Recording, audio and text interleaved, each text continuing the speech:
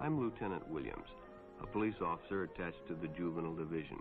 I'm on my way to Monroe Junior High School to talk to a group of young people. That looks innocent enough, doesn't it? Lots of young people hitchhike. Seems like a good way to get from one place to another. But sometimes there are dangers involved that never meet the eye. Let's take the case of Jimmy Barnes.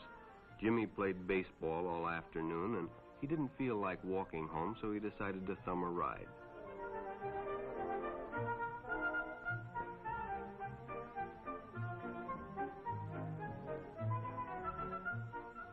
He'd done it 100 times before, and he didn't think anything was unusual when the driver struck up a friendly conversation. In fact, he seemed like a real nice guy. He asked Jimmy if he played baseball in the park often. Jimmy told him they practiced 3 times a week and played a rival group on Friday afternoon. The stranger was a good listener, too, and it only seemed minutes before they pulled up in front of Jimmy's house.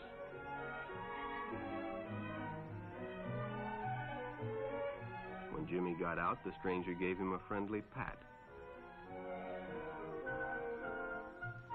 Then he told him he'd see him again, as he always drove by the park on his way home.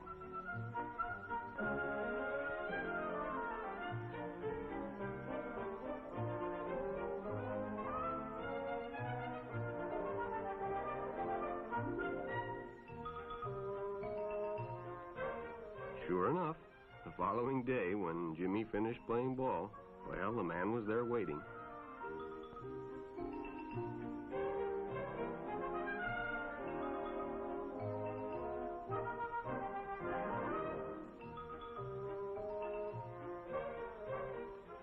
They stopped at a drive-in, and the stranger treated him to a Coke. During their conversation, he told several off-color jokes, but Jimmy had heard others before, and well, it made him feel big to so easily win the confidence of an older person.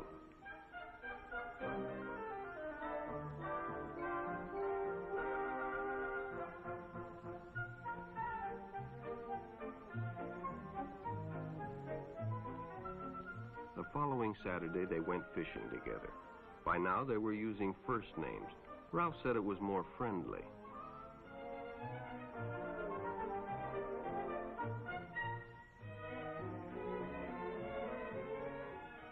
Jimmy hadn't enjoyed himself so much in a long time.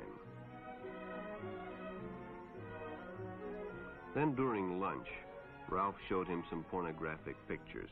Jimmy knew he shouldn't be interested, but, well, he was curious. What Jimmy didn't know was that Ralph was sick, a sickness that was not visible like smallpox, but no less dangerous and contagious, a sickness of the mind.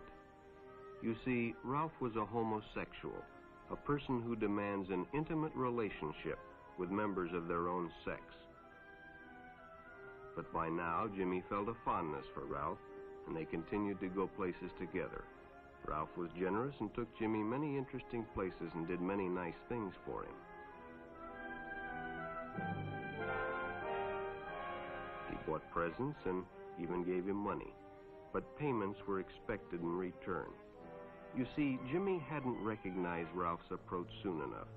When Ralph first asked Jimmy to go fishing alone, he should have discussed it with his parents or teacher. Finally, Jimmy told his parents, and they reported it to the juvenile authorities. Ralph was arrested, and Jimmy was released on probation in the custody of his parents. But all homosexuals are not passive. Some resort to violence, as in the case of Mike Merrick.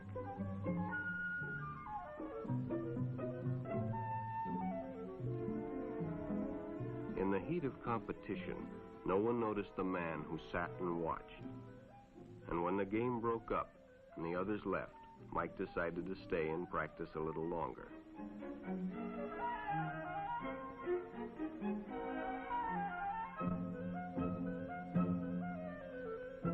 The stranger joined him. He was friendly and, well, it was better than playing alone. But after a few shots, Mike realized he had already overstayed his time and suggested he better leave. The stranger told him if he'd like to stay longer, he'd be glad to drive him home when they finished. Sounded great to Mike. Chance to play longer and get a ride home, too.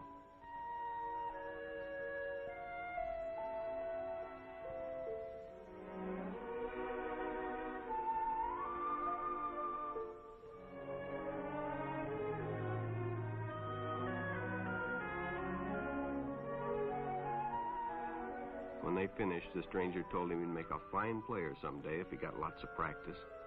The companionship, the praise, the friendly attitude dispelled any misgivings Mike might have had about going with a stranger. He probably never realized until too late that he was riding in the shadow of death. But sometime that evening, Mike Merrick traded his life for a newspaper headline.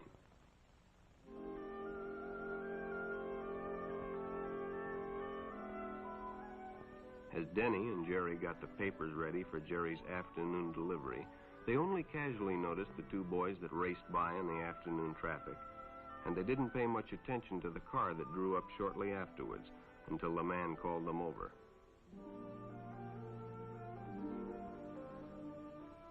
Had two boys been by on bicycles? The boys nodded they had. Could they recognize them if they saw them again? Well, Denny guessed he could. Then hop in, the man said. Those are stolen bikes. Without giving it another thought, Denny got in and the car sped away. Jerry watched.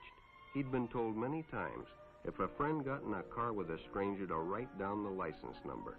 It didn't seem to apply, but, well, fortunately, he marked it down.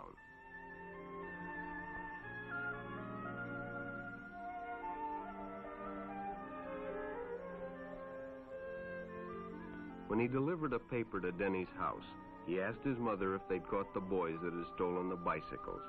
Denny hadn't returned, so he told her the story and gave her the paper with the license number.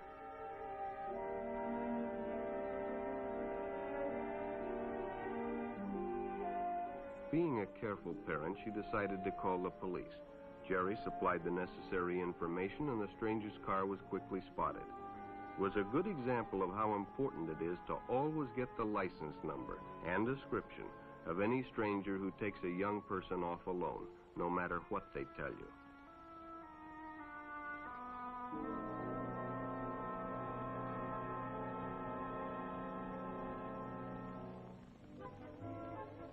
Public restrooms can often be a hangout for the homosexual. Bobby and his friends hadn't noticed the man who had been in the restroom when they changed, and as it was late, he suggested they take the shortcut under the pier, but the others preferred to take the more traveled way home.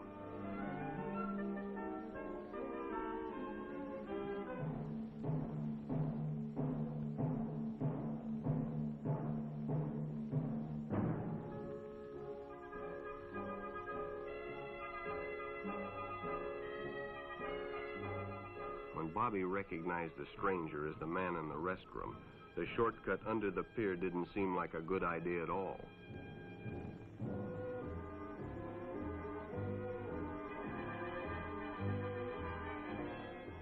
After all, it's more fun to stay with your friends anyway. Bobby had made a wise decision. It may have saved his life. The decision is always yours, and your whole future may depend on making the right one. So no matter where you meet a stranger, be careful if they are too friendly, if they try to win your confidence too quickly, and if they become overly personal. One never knows when the homosexual is about. He may appear normal, and it may be too late when you discover he is mentally ill. So keep with your group, and don't go off alone with strangers unless you have the permission of your parent or teacher.